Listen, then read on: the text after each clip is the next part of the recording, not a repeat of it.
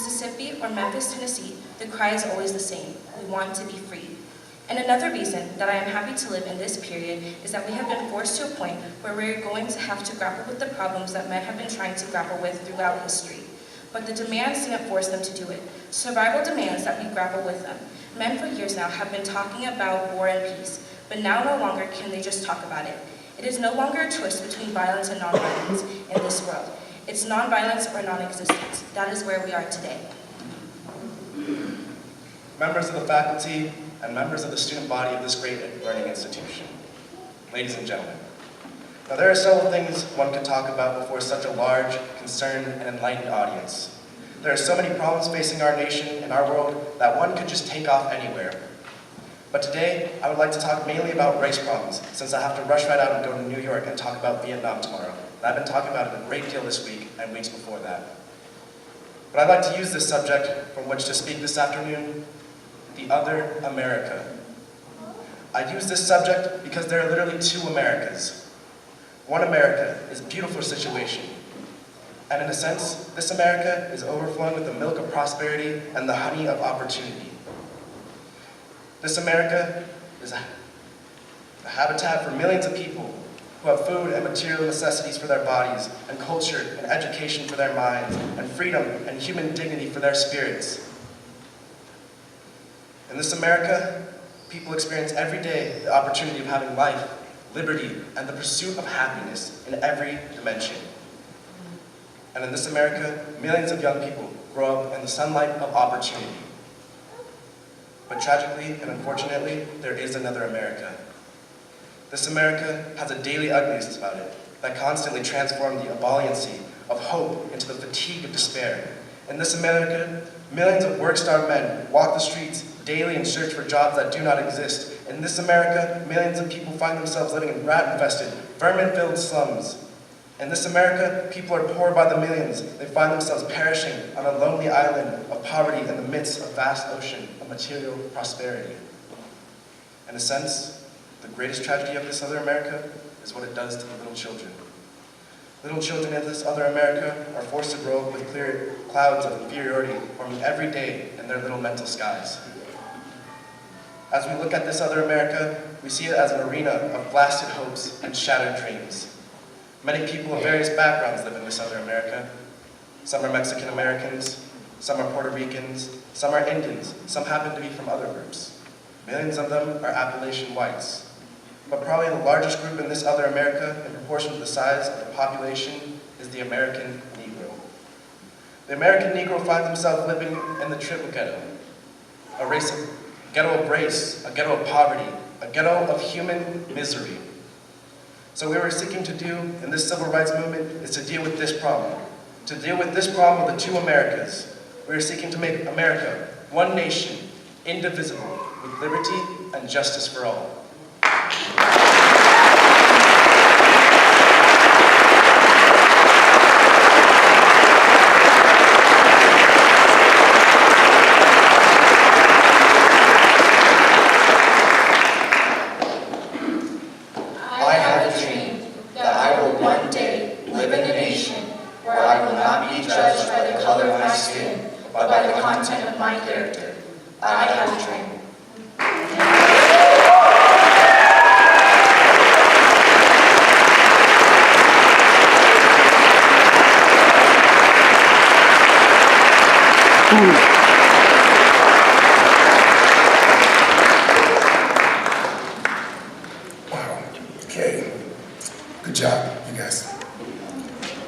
Next, I would like to call Sarah Haber up to the podium to talk about community service projects. Sarah is an Arizona CERB member.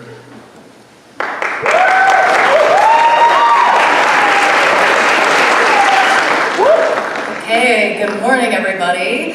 I'm Sarah Haber, and I am with Arizona CERB. We are an AmeriCorps program of Prescott College.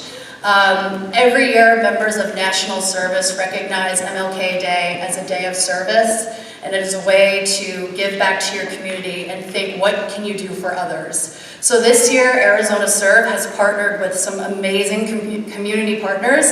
Those would be La Tierra Community School, North Point Academy, Stepping Stones Agency, Sonoran Prevention Works, Prescott Unified School District, Prescott Habitat for Humanity, and Horses with Heart. So we have already recruited over 100 volunteers for these projects, and we still have some spots that need to be filled, so if you are interested in serving, those projects are going to begin at 1 p.m. We will be providing lunches. You can come see me or Annie in the back if you are interested. So thank you.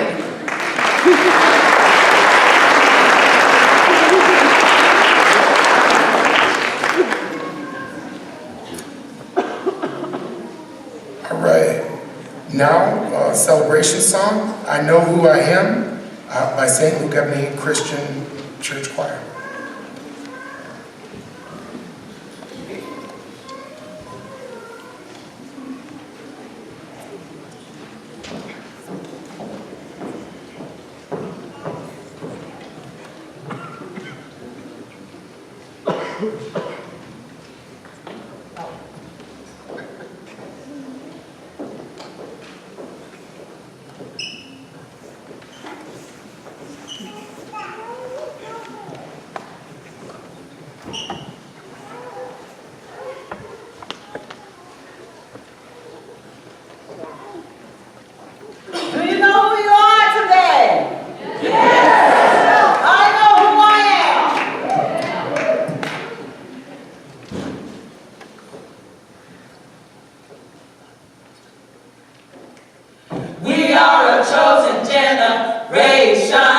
We've been called for to show His excellence. All I require for life, God has given me, and I know who I am. We are a chosen generation. We've been called for to show His excellence. All I require for life, God has given me, and I know who I am. I know who God says I am, where He says I am, where He says I'm at. I know who I am. I know who God says I am, what He says I am, where He says I'm at. I know who I am. I'm walking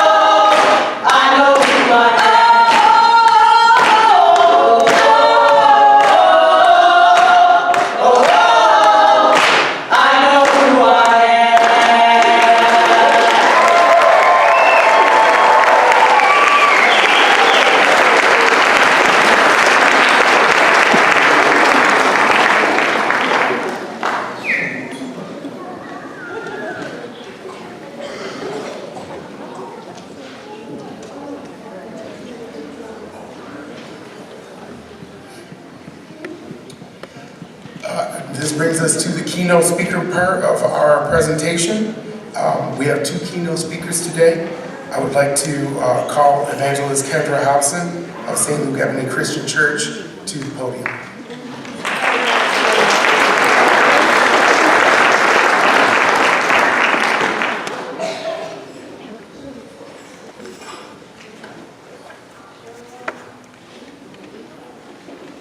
After all that singing, I shouldn't be nervous, right?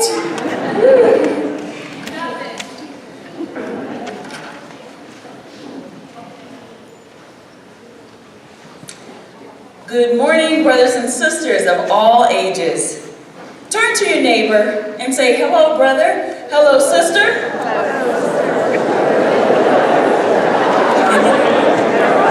Your family has just grown a little bit. I come to you today as a response to what has been going on recently in our community, our state, and even the nation. For some people, it feels like it was just yesterday that they were on the cotton field with their parents or grandparents, trying to stay alive and nourished with the hopes of a better future for the next generation. For some people, it feels like it was just yesterday that they could not enter a restaurant through the front door. And for some people, it feels like it was just yesterday that they were told no before they could even open their mouths to ask for a job or explain their qualifications. For some people, it feels like it was just yesterday that they were pulled over, followed, stopped, questioned, harassed, and this is merely because they chose to live their lives outside of their comfort, the comfort of their four walls, which they call home. And for some people, it was just yesterday that they experienced hatred and the worst form of injustice, apathy. I've seen for myself instances in which people did not get involved when they saw injustices being committed or hatred being shown. This is unacceptable. We have to get involved. Let us in the Tri-City area, let us in Yavapai County, let us in this area of the great state of Arizona lead the way in showing love and changing the current course that we're on today.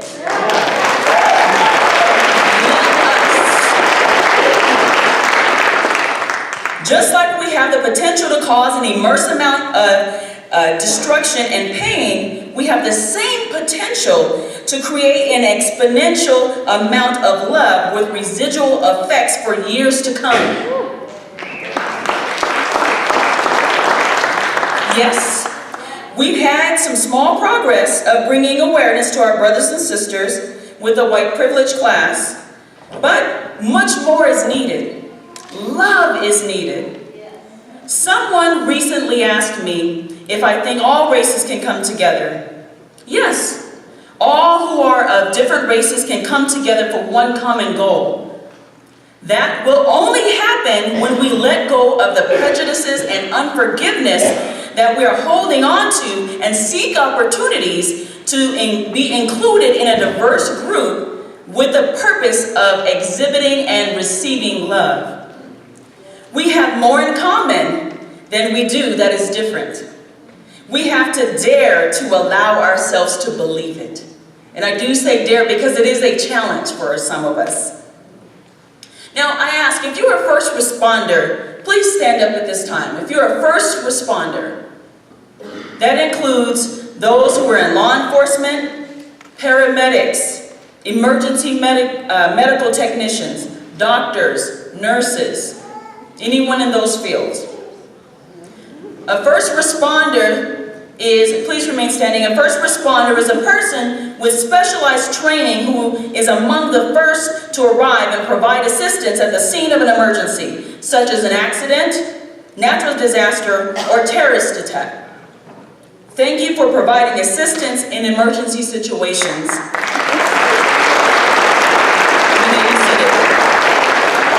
For those who remain seated, consider this your specialized training.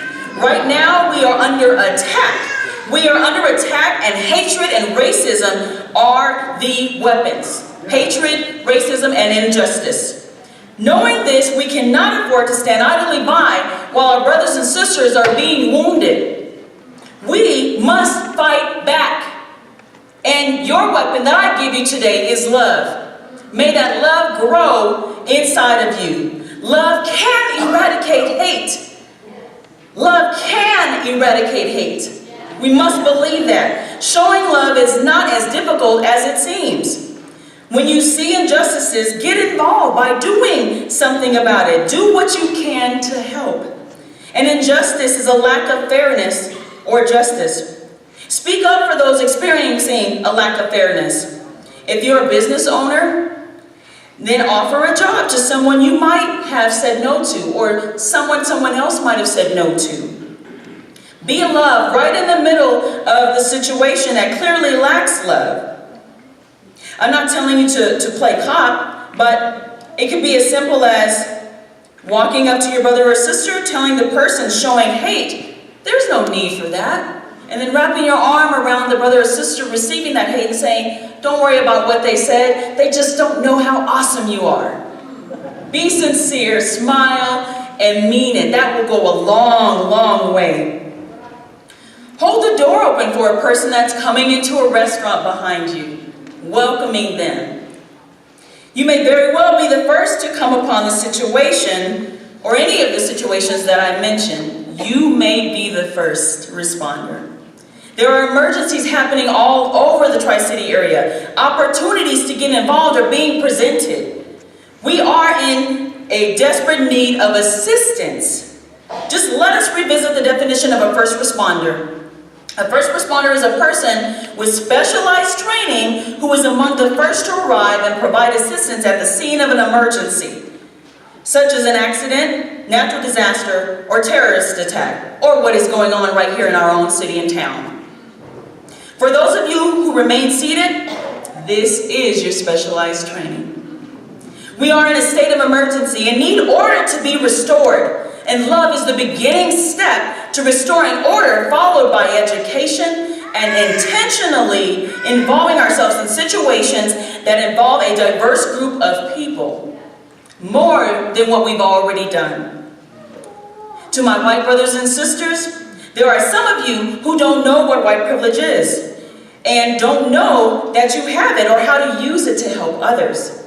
For most of you, this knowledge was not taught at home because you already had the comfort of having that and possessing that. It didn't need to be taught to you. You can enjoy it freely. But please step outside of your comfort zones to learn about other races and how you can use your white privilege to help others and how our lives are so intertwined. To my black brothers and sisters, go outside! Be seen! Be seen, please! We live here for a reason. Before I moved up here, I used to think, where are all the black people? Like, my church is here, and so I would come up on the weekends and look and just kind of notice there's not a lot of people that look like me. But when I could go outside in the community and usually, at the grocery stores and shopping centers, I would see more people when I got out. When I actually got outside of the four walls of comfort that I call home, or my friend's home when I visited. I would see people in the grocery stores and I'd be so happy to see another black person that I just would have to go see them and I just go run and look down the aisles. Intentionally make my way towards them. It just, I happen to be in this aisle, don't need anything in the baby aisle, my son's 11. Hi, how are you doing? I just wanted to say hi, I seen another black person look like me, oh my gosh. So I just had to say hi. And also, I would stop on the side of the road, like in the grocery store, parking lot, and also say hi, and I just have to stop and say hi. I just haven't seen many black people, and it's just, I had to say hi and hope that when I drive away, they're not saying, who is this strange black woman? This is weird, because we when you see and feel someone that looks like you, that might be like-minded, it's comforting to know that. It's comforting to see that. It's comforting to feel that. And I know you may be thinking, she keeps using comforting. Did something happen? Did she experience something adverse? Well, you'll have to come to the showing of the Color of Fear this Wednesday to find out. So it's very comforting and it's very instrumental that people feel comfort in the place that they call home. In Prescott, in Chino Valley, in Prescott Valley, in Dewey, in the Tri-City area, in Yavapai County. We have to feel comfort in that area. If we don't feel accepted, we will not feel comfort. And it is our duty to make sure that others feel comfort and loved. To my Hispanic, Latino, Asian, and Native American brothers and sisters of the other races and ethnicities, we want to connect with you. But also it is imperative that you be seen as well. Therefore, we must be intentional about our actions. We cannot strive for unity and continue to self-segregate. This happens on a daily basis, on a weekly basis, on a Sunday morning basis. We cannot choose to self-segregate. We can let others know that this is a great place to live. This is a great place to shop. This is a great place to vacation. But they can only know that if we're intentional about what we show. There will be opportunities in the near future for you to participate in educational events like the Community and Law Enforcement Forum, scheduled this Friday, and discussions about race relations this week, white privilege, and other relative topics. So let us fulfill the hopes of those children who are now adults with a better today. Override hate. Override hate with love. Override hate with love. Show more love by getting involved. We can do this. And just remember that Dr. King said an injustice anywhere is a threat to justice everywhere. Thank you.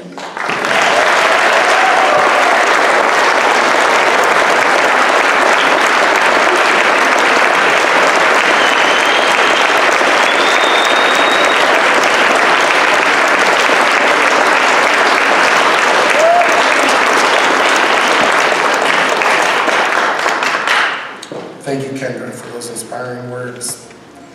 Next, we would like to bring Brittany Ward of Prescott Umoja to the podium. Brittany?